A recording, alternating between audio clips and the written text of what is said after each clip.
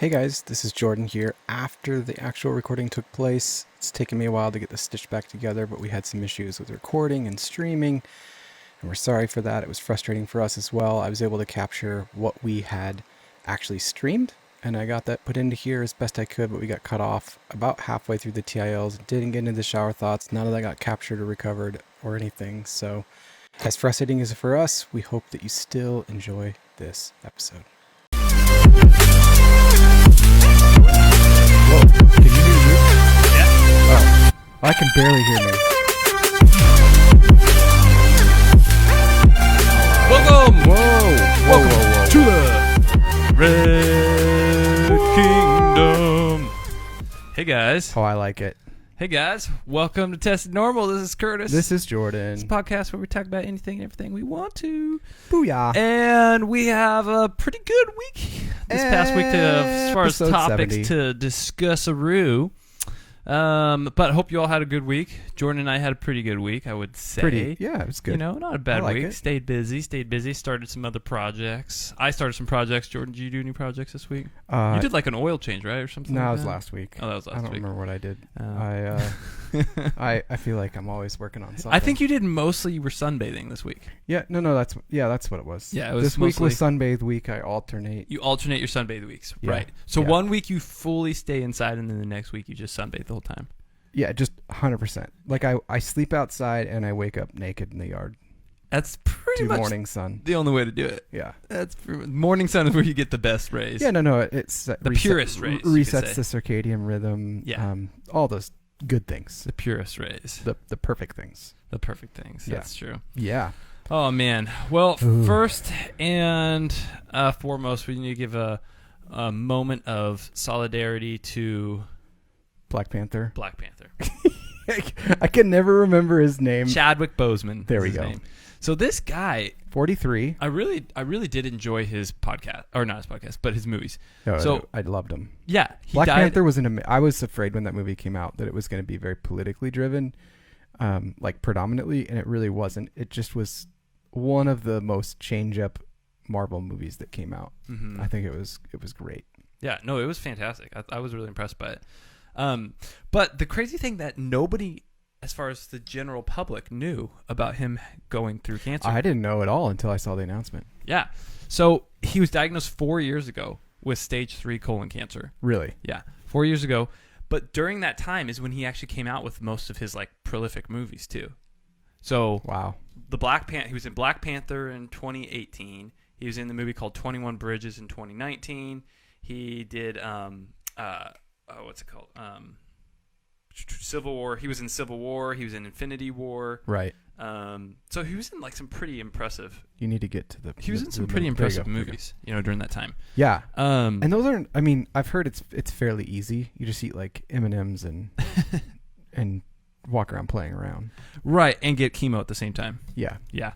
But he didn't talk about it to anybody. And then like I was looking at these posts, and he was going to like cancer hospitals for children and giving them like encouragement and everything like that, Right. while he himself Wasn't wasn't telling people, but was fighting like basically So fatal cancer. I wonder if at some point he did lose his hair, because I know in those movies he had it. I mean, it's pretty short, but he's a guy. So as far as even like I was looking at some of the pictures that they had taken from one of his posts that he had made. I think it was probably on Twitter, but it was like he was like emaciated, like super super skinny, but he Ooh. still had all his hair.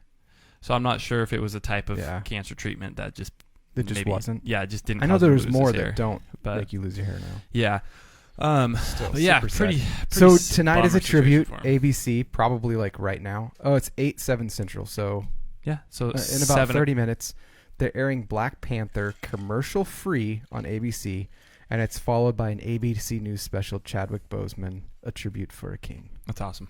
which he's the king of Wakanda. For those of you that haven't seen the movie, King of Wakanda. well, he becomes the king. Sorry, spoilers. Uh-oh. But If you haven't they seen kind of it, named it that, so Yeah. they're the spoiler, not us. if you haven't seen it yet, Yeah, catch up with the times, Dude. people. go see it. It's really, really good.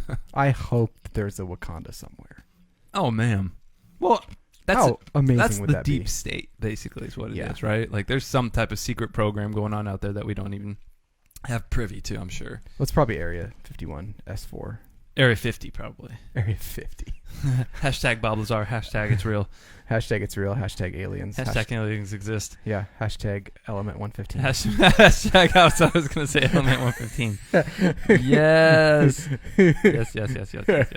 How many hashtags can we do? Oh, man. Dude, so many sci-fi things to go over, but a really big sci-fi thing that I wanted you to kind of touch on as well. We both watched this documentary, or not documentary, recent colloquium, you might say.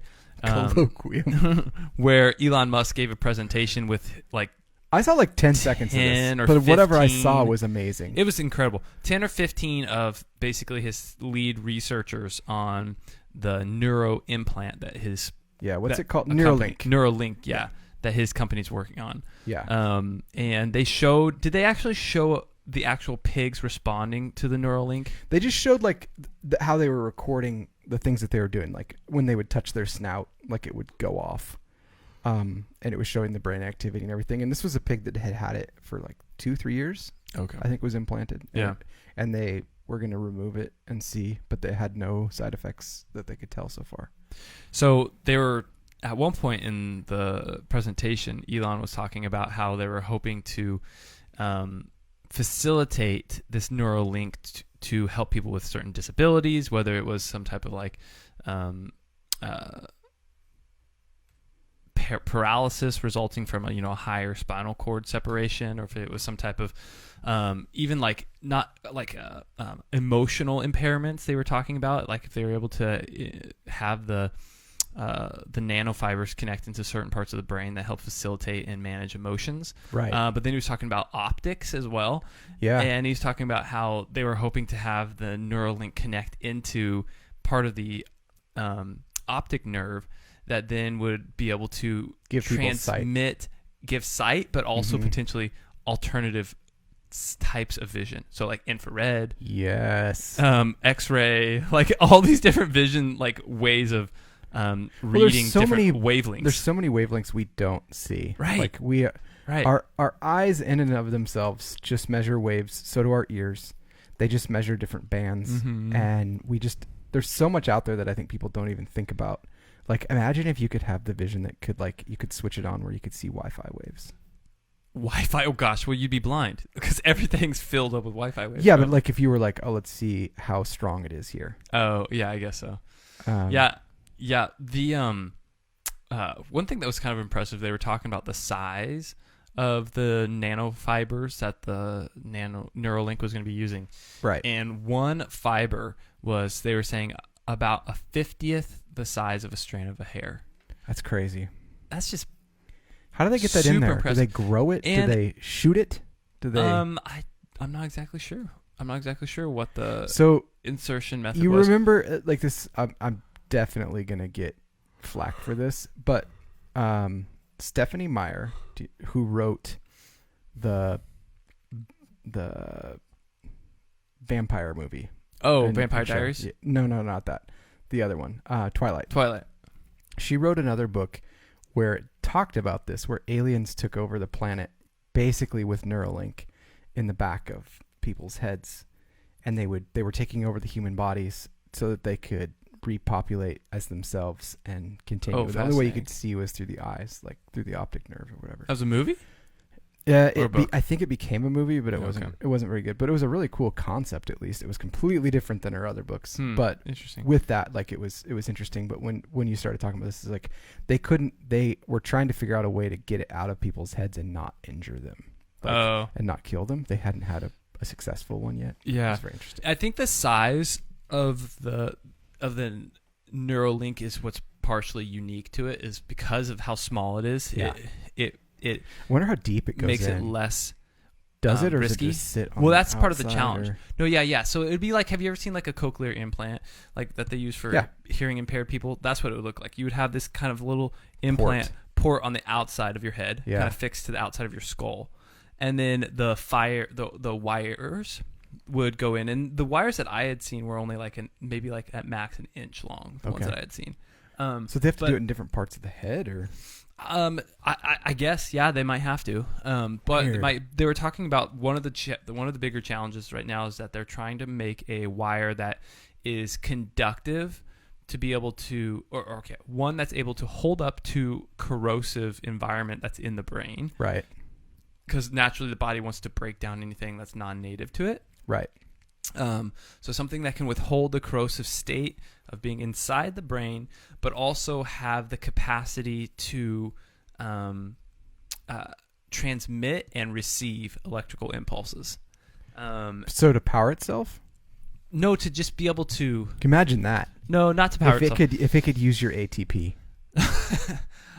Yeah, that would be. Well, I don't know if it would. That's not the most necessary thing. I think more than anything is being able to be effective when it's in your head. I guess, right? No, I know, but can you imagine if it could be powered, like you produce energy enough that you're powering it too? So you never have to charge it? That'd be a trip. I think it'd be cool. Well, and I don't know exactly if it even needs to be charged. Like, here's the thing that scares me though, because he had mentioned in the thing, at least the part that I saw, that eventually they want you to be able to control things with it, like control computers and stuff like that. So I'm going to fire out a shower thought early. Oh, go for it. In the episode here, because this one caught my eye. Just this week, it was in the top, and it said, "The day that we can control a computer with our thoughts is the same day we lose the last of our privacy." Oh, say that again? The day that we can control a computer with our thoughts is the same day we lose the last of our privacy. That's a good one. Well, I feel like that's the part that threat. I feel like that's a threat already. That's the part that kind of scares me, because we have these companies like Facebook, even, like this kind of links in with that. But like another article that I had for this week was Facebook put up that they're going to lose like half their revenue when the new iOS 14 launches. Let me look at the exact stats here. Apple's new iPhone operating system is making it harder for Facebook to track people, and Facebook warns it will decimate part of its business. And I think that they said it was between 30 and 50% of its ad revenue will drop off because they are blocking Facebook from tracking people in iOS 14, like anyone. Wait.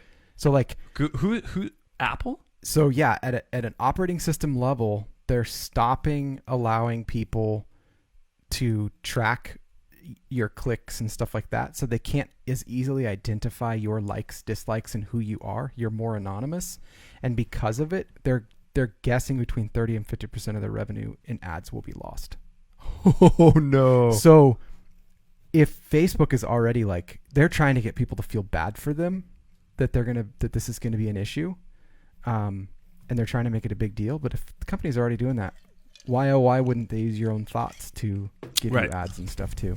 Yeah. That's the part that scares me. And we think we're back. Hopefully. Sorry about that technical difficulty, y'all. What happened? We'll see if this looks like we're back live. We'll check it out here in a second here. Let me pull up the old episode here. Okay, so looks like we might be streaming again. Oh man, there we go. Okay, so it's looking better. So, what was I talking about? I was talking about Alabama, University of Alabama. So it was interesting. They had an outbreak in the past week, and they estimated about 500 students had tested positive for coronavirus. Now, I did see this. Yeah, and it was kind of interesting. So it wasn't specifically 500 on one campus. University of Alabama has several satellite campuses as well. Right. So they were it was kind of a little bit misleading because they were using basically a combination of all of the satellite campuses as well as for what tested positive. Right. But the interesting thing is what the administration did to the faculty. Did you hear about that? No. So administration sent out a letter to all of the faculty, and kind of some sketchy stuff, dude. They said for privacy reasons, quote, the instructor should not announce to the class that a student in the class has tested positive, or even anonymously that anybody has tested positive, essentially. Right. So, but the purpose behind that seemed a little shady. Yeah. Like it wasn't necessarily for the purpose of, protecting that person's health information, but it was for, we don't want our school to be known as testing positive for. Yeah. So instead, you're going to be known as the ones that are trying to keep secrets. Mm-hmm. Yeah. Well, yeah, you're going to be known for the ones that are doing stuff kind of sketchy. Right. But one thing that was kind of cool, the school has started doing something really interesting that they first started doing in Seattle. In Seattle, remember where they started doing the testing for fecal matter? To see if they were testing positive? In the poop in the in the So, sewers. Washington, this. like the state of Washington. Get this, guys. What the university is doing is they're collecting samples from each individual dormitory. What? And if a dormitory stool samples test positive for COVID, right, they then test all of the students in that dorm. So that way they can, as a prophylactic or preventative measure from majority of the students getting infected. I was like, whoa, that's a very interesting and kind of impressive, I guess, move from as far as a epidemiology standpoint. Right. Like thinking that far ahead of saying like, okay, we're going to open our schools, we're going to get everything going, but we're also going to prevent the spread of the infection if it's taking place by checking every student's shit on this campus. That's kind of funky.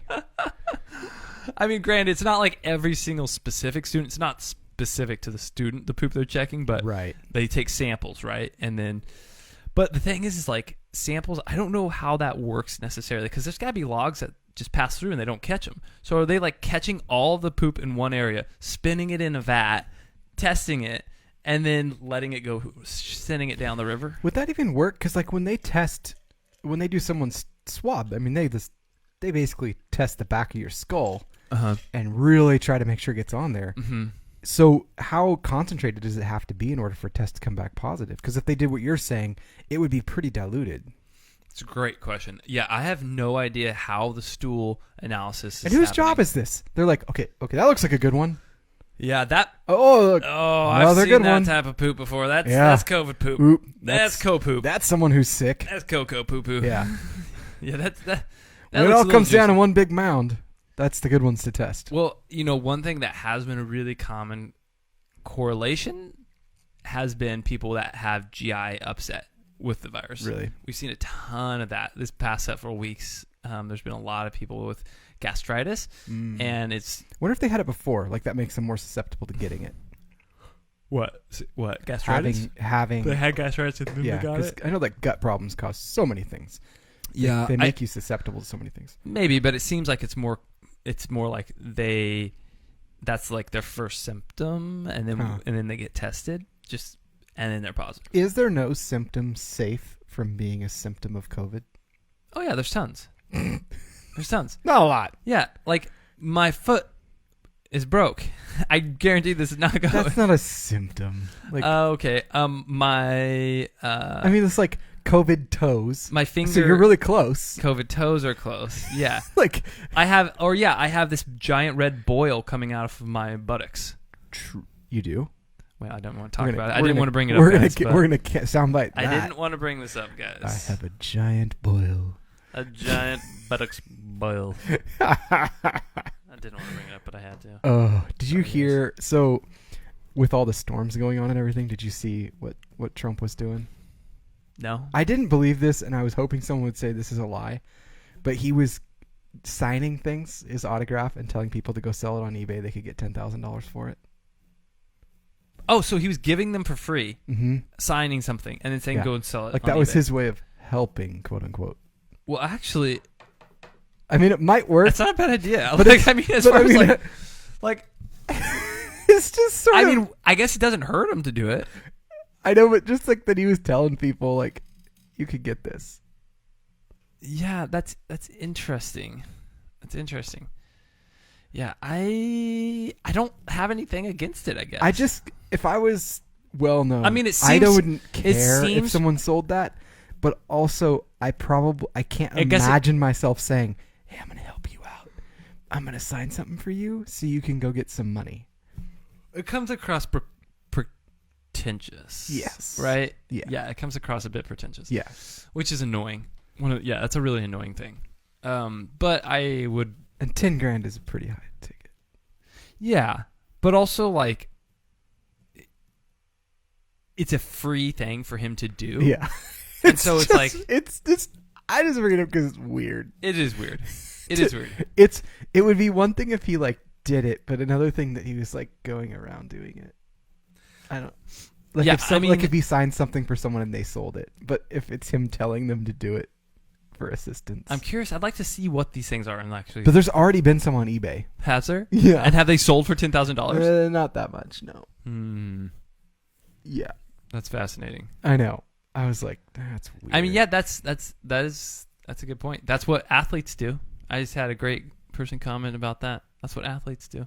True. Well, yeah, they sign them, but they don't say like, "Hey, go sell this." A lot of them will say, But well, if they're doing it for charity, they try to avoid the people. Yes, they'll do something for charity, but not like to a bunch of people, like or whatever. Yeah, I mean, it's a little different. And a lot of times, celebrities, if they know people are trying to do it to get money, they'll avoid those people. If they see them coming from a mile away. Mm-hmm.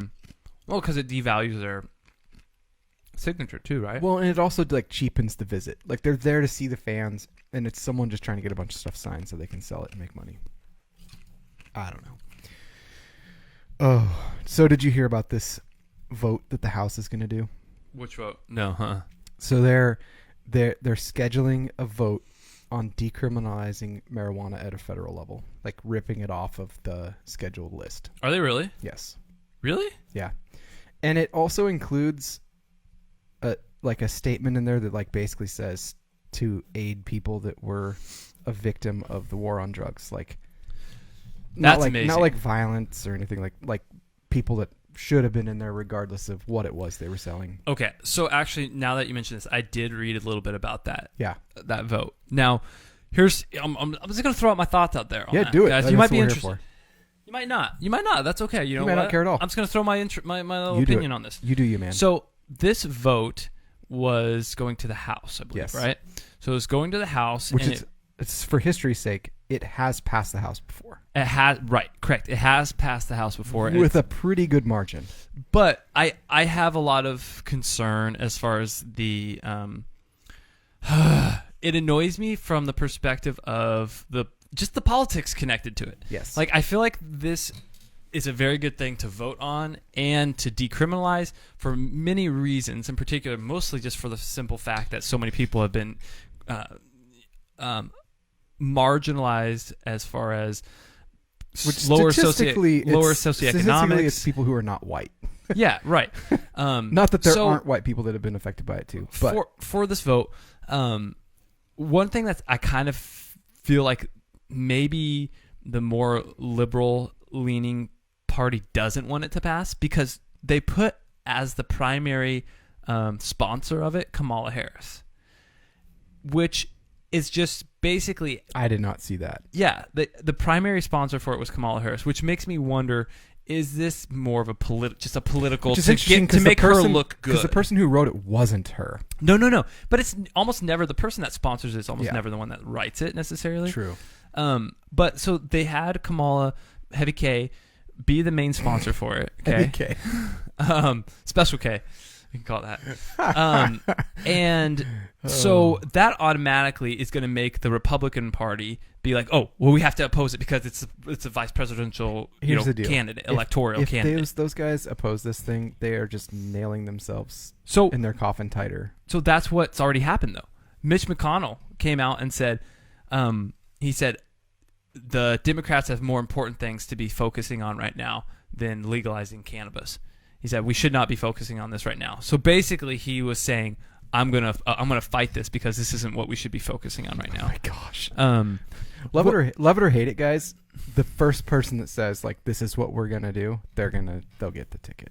There's so many people would totally back someone that did that. Well, and I think the bigger component to it is not necessarily just moving forward, but looking backwards towards the non-violent people that have been put into prisons and are costing our prison systems hundreds of thousands of dollars, but also are wasting their lives away sitting in prison because they smoked a joint.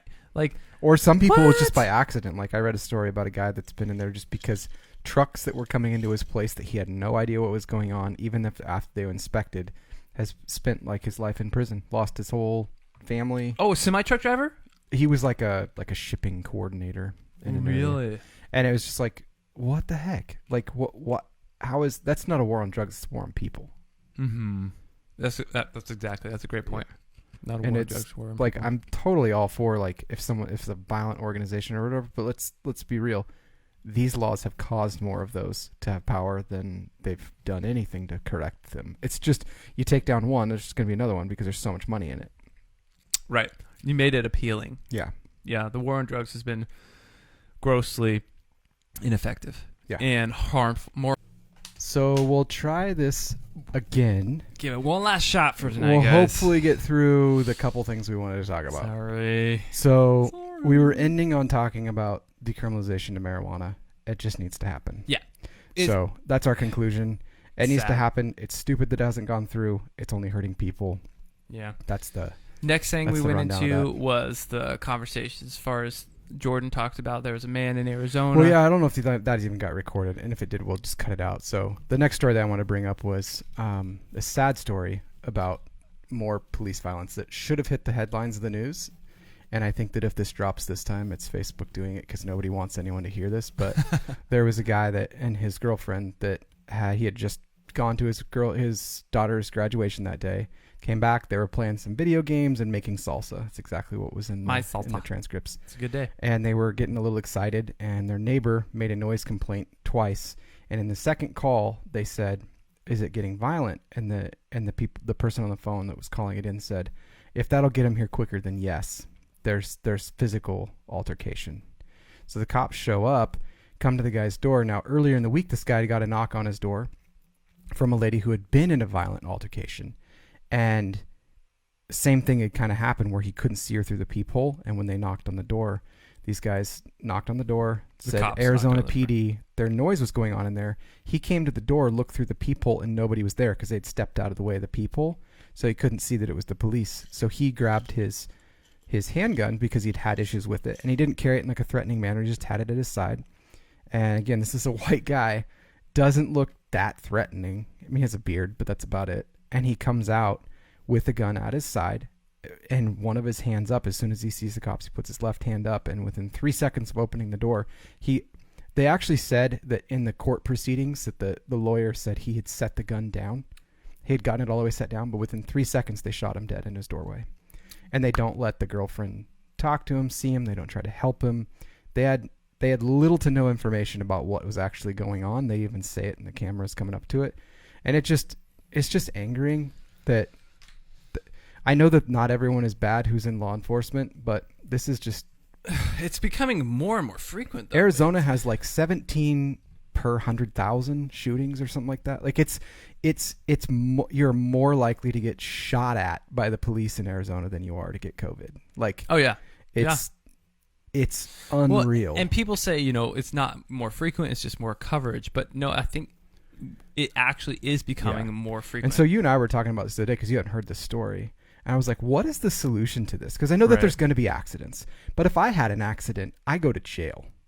We don't have the same immunity. And so when someone's actually trying to comply and it's completely legal for him to have the handgun and everything. Right. I mean, you were even saying like, well, maybe they don't get guns and civilians do. And I don't know. And like maybe in some cities it's not a bad option. Like, or I think really what I was talking to you about later is like they need to change the way that the rules of engagement. And you they can't understand fire like, unless fire upon. If you're supposed to be out there protecting and serving, I was thinking about this later, kind of like in my head. I was like, if they're signing up to protect, they're forgetting like all these instances are happening because the officer said the same thing. It's always the same line. He said, "I feared for my life." Well, who gives a flying rip? You're out there risking your life all the time. You should feel that way. Like, sure, you're a human being, you have value and all that kind of stuff. That's fine. But you understand that you're doing that. You're out there to protect and serve these people. When I signed up to be in the military, I'm out there to fight for people that can't or serve won't part, or the whatever. Protect part. And it's forgotten. And I'm supposed to fling myself in front of danger to protect them. Right. Whereas these officers are not. They're flinging themselves to protect each other and forgetting that they're hyper aggressive. Yeah, and it's this use of deadly force that fast. Like, we're not allowed to do that. So why are they? And why are they taught to just always assume that they're going to get hurt? Like, oh man, it's sad. It's really sad when you think about the concept of not only is it, I mean, it's one thing if you're out in the middle of a riot and there's chaos going on. Yeah. And there's like people that are threatening you as far as like, or threatening a law enforcement officer, and they're getting thrown at, like objects thrown at them. It's like a violent environment. But you're also in this situation, like this dude had cops come to his home. Like he was in the comfort of his house. He had his PJs, shorts. And he was doing exactly what he should do. Basketball shorts on, didn't have a shirt on. He just literally just opened the door, and the dude got capped. Yep. And it's 3 times. Really sad thing. In his doorway. Think about like how it's law enforcement has turned in a lot of situations, not all situations, but it's becoming more of a common theme of a aggressor versus a protector. Yep. And that's super unfortunate. They've got this idea, and they should to some extent, is just protect their own. But you have to understand the job out there is to even protect the people you don't like. Right. And that's it's the same thing as going to war. You're going to war for the people that you love and the country that you love, but also for the people that you maybe are enemies with. Like that's what you signed up to do. And it was heartbreaking to see. And that she couldn't even be there as he took his last breaths, and they wouldn't even be honest with her because of legalities and all that kind of stuff. But the fact that, it's just like pending investigation, everything. If I did that, I'd be arrested in a heartbeat, just done. Like, and I'm sorry, but if that guy can't make split-second decisions, he deserves to be arrested too. Yeah, I agree. Yeah, for sure, definitely. Anyway. So on a political note, this was actually kind of interesting how China was threatening Norway this past week. China was threatening Norway against granting an individual from Hong Kong. Now, mind you, this is before they've said that they want to do this. They're being warned before giving out a prize. Right. Gosh, I hope Norway does it. Nobody does what? I hope that they grant. So China warned Norway against granting you haven't said exactly what it was a Nobel Peace Prize to Hong Kong, to a democracy advocate. Right. And sorry, the icy crunchy I'm going to chew this ice into the microphone. But China basically said, hey, there'll be ramifications against your country if you support pro-democracy. But I was thinking about this. Okay, what if on the flip side, what would the U.S. do if Norway was advocating for an American that was a pro-communist? I don't know. Would the U.S. take a step to warn another country not to do it? No. Or pro-Nazi? No. Let's say pro-Nazi. But take it to the extreme. But they do get involved when a country tries to meddle in our politics. So like with Russia and stuff. So China does get involved. But that's like meddling. It's not just like their opinions are said all the time, all over our news. True. And freedom of press and everything. People say all they want about our country. True. I mean, we saw that when we were traveling. It's just, but we don't go and tell them not to do that. But if they're going to illegally be involved in it, then we do say something. But that makes sense. Like that's actually reasonable as a country. But China is just trying to protect what their people here because they're able to. I was listening to someone that was talking about that perspective. Like if you can control that narrative, then when their people hear other people talk about their country, they're like, oh, they have no idea. Because they're getting told something that's completely different. Yeah. But I think China's just like this moment where so many people have VPNs. They're getting out. They're getting their news other places. They really are trying to protect and save face, and it's gonna come back and bite them in the butt like real fast. Yeah, I hope so. I mean, it's sad. It's a tough one. Yeah. The only other thing that I was going to throw out there that I wanted to talk about this week was a little bit as far as real estate goes. Yeah, do it. Kind of crazy. The suburbs right now are blowing up, especially like using New York as an example. People are moving out of the city. People are moving out of city, and we've kind of heard about this a little bit. Mass exodus as far as the cities go. A lot of people trying to find suburbs where they're not piled with 100 people in their same building. Right. But on average, it was looking like the selling price was going between at least 21% above what the asking price is standard now. Because there's so many that aren't there. What's interesting is Jerry Seinfeld, his recent special, he actually talked about this. He's like, people love to be near each other even though we hate each other and we live in the city. And he's like, he's like, if you leave in JFK Airport right now and you look around when you get up high enough, there's nothing out there. And we're all just grouped right here. There's tons of space. There's no reason for us to be here. It makes no sense. Oh, yeah, like there's land. He's like, there's land out there. We don't Right. have to all be stacked on top of each other. Yeah, that's true. But people also like convenience of walking and not having to drive, right? Like there's convenience. It's convenience in that manner. Yeah, but I wouldn't like that. Oh, Especially man, nowadays. Can you imagine nowadays how bad it would be? Nowadays. Especially like living in downtown Portland. Can you imagine that? I'd be so mad. Yeah, It's like I'm all for like That's a peaceful tough one. protesting, but the way that what it's become, and now Yeah. the mobs fighting mobs. Like, you know what? That's just nonsense. Nonsense. You're That's not- exactly what it is. It's nonsense. You're not accomplishing anything at this point. You're Yeah. just making it worse. But it is interesting to think about, okay, so there was some talk about how if people are moving to the suburbs out of these larger cities like New York, maybe even San Francisco, LA, San Diego, SIO, Right. moving out of these big cities. and Metropolis. of they're style. saying it actually is a good thing pertaining to the issues that they had with the uncontrolled rent prices. Really. So if a lot of people are Oh, moving yeah. out of these bigger cities, there's going to be They're gonna bring it down. they're Did you going to bring get it down, Did you and get you're it out going of to and you're going to see potentially it's still there. They're going to see people with low socioeconomics being able to afford True. rent that can't leave the city. Yeah, but Hopefully. at a time now where people don't want to be there anymore. Right. Yeah. And that's a pretty like Here's the hopeful deal: when Joe statement, Rogan but leaves LA, it's all done, guys. Good run. guys, Good run. the trendsetter right there, man. Yep. He left gonna LA, moved to Texas. Was it Austin he moved to? Which I think, don't right? get. I think he moved Texas to weed Austin. laws. Come on, Joe. I know. Answer these questions for us. Well, I think he feels like I don't know. I don't know what's going on there.